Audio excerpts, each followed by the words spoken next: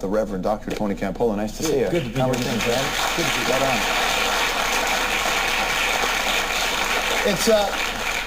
It's you know, the idea of the divide with people and the way they believe spiritually has always been there. But there seems to be such an interesting divide now within the Christian community. Yes. And politics has played a major part in that. Well, in the United States more than in Canada. In the United States, evangelicals, like 80%, more than 80%, voted for George Bush.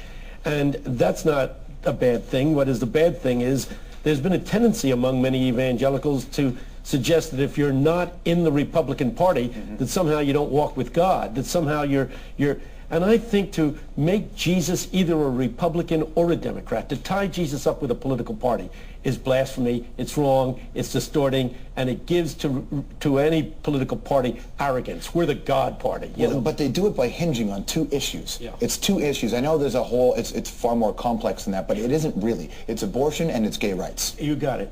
And they're the two issues that have been the hot button issues that in fact have been pushed by the evangelical community to the exclusion of a host of other issues.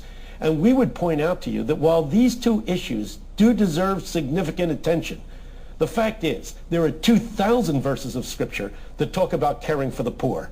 And I don't care what else you're into. If you ignore what the Bible is really about, helping poor and oppressed people, you've missed the message of Jesus. So what happened then? How'd that happen? Well, politicians learn how to manipulate populations, and they learn how to stir emotions, and abortion is an emotional issue, and it's emotional with me. I'm a pro-life person. But to focus on that and say this is what politics is all about, and this is a defining issue, is to miss the point. I contend that we got to get together. I see you got the white band on with Bono, and here's a guy who is a rock singer who has done more to articulate what Christianity is really about than most of we preachers. In fact, he says to be Christian is to commit to the poor, to the oppressed. The only description that Jesus gives of Judgment Day is how we treated the poor. On that day, he's not going to ask you theological questions. He's going to, you know, it's not going to be virgin birth. Strongly agree, disagree, strongly disagree. You know, it's not going to be. Yeah, undecided. Yeah, it's going to be. Here's what it's going to be. 25th chapter of Matthew. I was hungry. Did you feed me? I was naked. Did you clothe me? I was sick. Did you care for me? I was an alien. Did you take me in? What you failed to do to the least of these, you failed to do it to me, because I'm not up in the sky somewhere. I'm waiting to be loved in people who hurt.